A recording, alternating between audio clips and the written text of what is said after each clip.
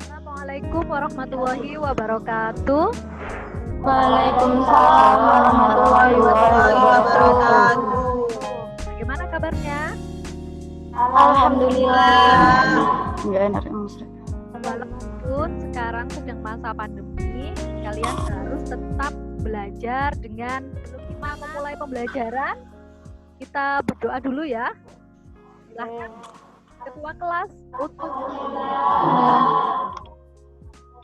Sebelum bersama doa, Bismillahirrahmanirrahim. gambar atau video sudah bisa ya? Saudara. Ya, sebelum ke sana, saya ingin flashback dulu ke materi sebelumnya. Adakah yang bisa menyebutkan materi sebelumnya kita membahas tentang apa? Darah dan pembekuan darah, proses pembekuan darah. Potensi dasar menganalisis hubungan antara pada sistem sirkulasi dan kaitannya dengan bioproses pembekuan pada sistem sirkulasi manusia. Nah, kemudian untuk pembelajaran hari ini, peserta didik dapat melakukan penggolongan darah dengan proses transfusi darah.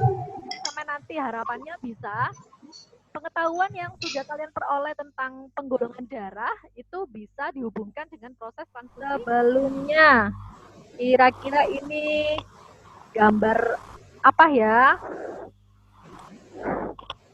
Ada Golongan darah. golongan darah. Ada berapa? Silakan. Apa pertanyaan yang bisa kalian munculkan ketika melihat golongan darah? Ada. Ya, Apakah golongan darah setiap orang itu sama? ya, ada lagi. Darah. Ya, Apa itu? Semua golongan darah bisa menjadi pendonor untuk darah yang lain. ya. Jadi pertanyaan-pertanyaan yang sudah kalian tanyakan tadi akan kita diskusikan, ya. Ustazah sudah mengupload bahan ajar seperti biasa ya, sudah mengupload bahan ajar, kemudian LKPD yang ada di Google Classroom. Golongan darah manusia dibagi menjadi dua sistem besar, yaitu sistem ABO dan sistem resus atau RH. ABO berarti ada golongan darah A, golongan darah B, golongan darah AB, dan O. Sedangkan untuk sistem resus ada golongan darah RH min dan RH plus.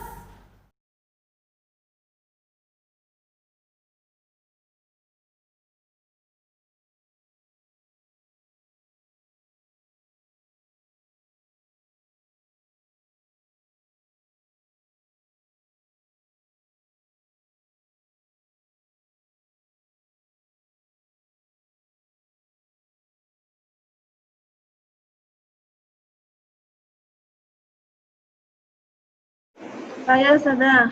Ya, silahkan. Salah satu aplikasi dari sistem penggolongan darah ABO adalah untuk transfusi darah.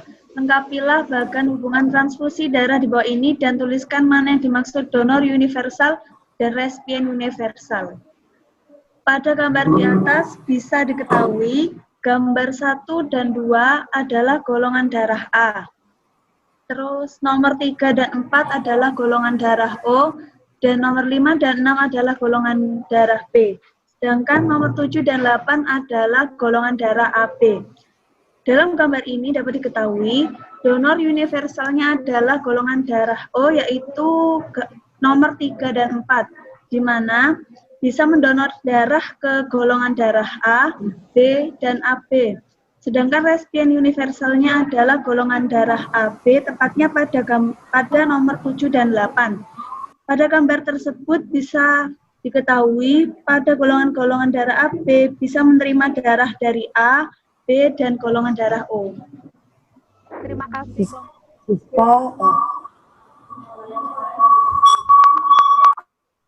Siska sudah mengalami kecelakaan dan menyimpan banyak darah. Golongan darah Siska adalah B. Siapa saja yang dapat memberikan donor jika golongan darah ayah A, golongan darah ibu B, golongan darah adik perempuannya A. Apa yang terjadi jika transfusi darah tidak mengalami kecelakaan? Berbahaya kan? Golongan darah yang dapat membantu Siska adalah golongan darah ibu. Terus kalau tidak yang terjadi jika transfusi darahnya tidak mengalami kecelakaan akan mengalami penghalang berbahaya karena darahnya tidak mengalir. Sudah. Terima kasih Nada, sudah bagus sekali. Namanya rogam. Jadi dengan adanya teknologi penyuntikan rogam ini dapat menangani atau meminimalisir terjadinya penyakit eritroblatosis fetalis. Peranan dari rogam ini adalah untuk membuat sel B atau sel pengingat, sehingga sel B akan lupa bahwasannya pernah ada benda asing yang masuk. Jadi sel B ini untuk mencegah pembentukan antibodi. Jadi agar tidak menyerang eritrosit si bayi. Karena RH itu ada di eritrosit. Dan kelahiran pun akan terjadi dengan selamat. Baik, terima kasih Kindasari. Jawabannya sudah sangat bagus ya. Terkait dengan terapi dari eritroblastosis fetalis ya. Coba tirukan. Kalian sebutkan ya. A, I, U, E, O secara bersamaan. 1, 2.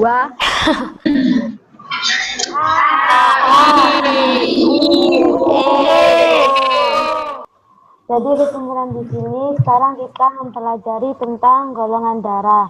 Penggolongan darah dibagi menjadi 2 sistem, yaitu pertama sistem golongan darah O dan yang kedua sistem Rhesus.